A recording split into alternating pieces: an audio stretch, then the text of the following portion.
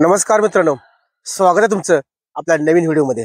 मित्रांनो, सध्या थंडीची लाट भरपूर पडली आणि आज आपण सकाळी उठलं की काय करतोय, शेकोटी तयार करतोय आणि शेकोटीने आपल्याला ऊर्जा मिळते का हे पाहतोय। पण ती ऊर्जा आपल्याला किती काळ टिकते, काही क्षणापुरतीच। परंतु त्या शेकोटीपासून आपण दूर गेलं की आपल्याला परत थंडी किंवा हुडहुडी भरते। मग याच थंडीच्या कालखंडामध्ये काय खावे आणि काय खाऊ नये मित्रांनो, प्रामुख्याने जेव्हा थंडीची लाट असते या थंडीच्या लाटेमध्ये शरीराला ऊर्जा मिळण्यासाठी पौष्टिक पदार्थ काही खाण्याची गरजेचं आहे। आणि काही गोष्टी आपण टाळल्या सुद्धा पाहिजेत की ज्या गोष्टीपासून आपला तेलकट पदार्थ असेल किंवा प्रक्रिया केलेले पदार्थ असतील, तर अशा गोष्टी आपण जर टाळल्या तर आपल्याला शरीराला ऊर्जा मिळेल, रोगप्रतिकारक शक्ती आपली चांगली वाढेल। सुकामेवामध्ये काय तर मनुका येतो, खजूर येतो किंवा बाजरी सुद्धा येते आपल्याला।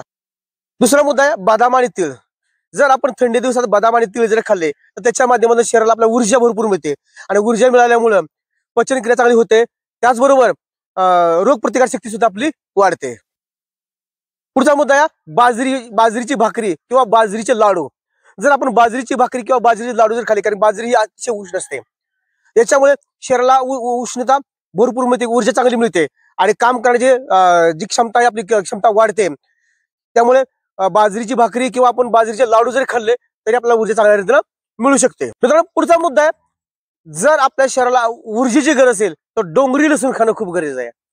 खोकल्यासारखे जे आजार असतात तर हे आजार काय होतात, या डोंगरी लसणामुळे हे आजार आपल्याला उद्भवत नाहीयेत। मित्रांनो, याचबरोबर काय सकस जी काही फळं आहेत ती फळं सुद्धा आपल्याला ऊर्जेसाठी खूप गरजेची आहेत, आवश्यक आहेत। त्यामध्ये सफरचंद असेल, संत्रा असेल, मोसंबी असेल, चिक्कू असेल, तर अशा पदार्थाचा केळी असेल, अशा पदार्थाचं आपण सेवन जर केलं तर आपल्या शरीराला भरपूर प्रमाणात ऊर्जा मिळते आणि या ऊर्जेमुळे थंडीचे आपल्या शरीरात होणारे नुकसान जे आहे ते आपले नुकसान टळू शकते। प्रामुख्याने या दिवसामध्ये आपण कोणत्या भाज्या खाल्ल्या पाहिजेत, बटाटा असेल किंवा इतर स्टार्चयुक्त ज्या भाज्या आहेत ज्याच्यामध्ये आपल्याला स्टार्च भरपूर मिळतं या, तर अशा भाज्यांचं सेवन आपण या थंडी दिवसामध्ये अधिक प्रमाणात केलं पाहिजे। आता याच्या व्यतिरिक्त इतर पदार्थ आपण काय केलं पाहिजे, दुग्धजन्य पदार्थ जे आहेत, दूध असेल तर दही असेल, तर हे पदार्थ सुद्धा आपल्या शरीराला ऊर्जा देऊ शकतात। तर या पदार्थांचं सेवन आपण करायला काही हरकत नाही। दुग्धजन्य पदार्थामध्ये लोणी असेल, तूप, हे सुद्धा आपण आहारामध्ये घेऊ शकतो।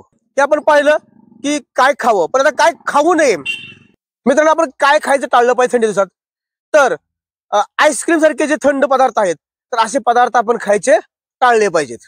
त्याचप्रमाणे तळलेले पदार्थ जे असतात, कारण थंडी दिवसात आपल्याला खूप आवड असते की आपण घरात सांगतो की आई असेल कोण असेल तर आपण ते सांगतो की थोडे पदार्थ तळा घरात, ते तळलेले पदार्थ आपण प्रामुख्याने किंवा प्रक्रिया केलेले जे पदार्थ असतात ते खायचे आपण टाळले पाहिजेत, जेणेकरून त्याच्यामुळे आपली ऊर्जा काय होते, कमी होत जाते।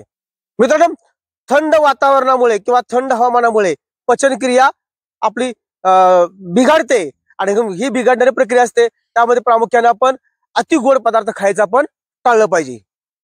त्यानंतर कच्चे पदार्थ, कारण कोणताही पदार्थ आपण सेवन करताना चांगल्या रीतीनं शिजवूनच खाल्ला पाहिजे, कच्चा पदार्थ खायचा आपण टाळला पाहिजे। मित्रांनो, या कालखंडामध्ये आपण काय खावे आणि काय खाऊ नये हे घटक आज आपण पाहिलेत। आपला व्हिडिओ जर आवडला असेल तर लाईक करा, शेअर करा आणि सबस्क्राईब करायला विसरू नका। धन्यवाद।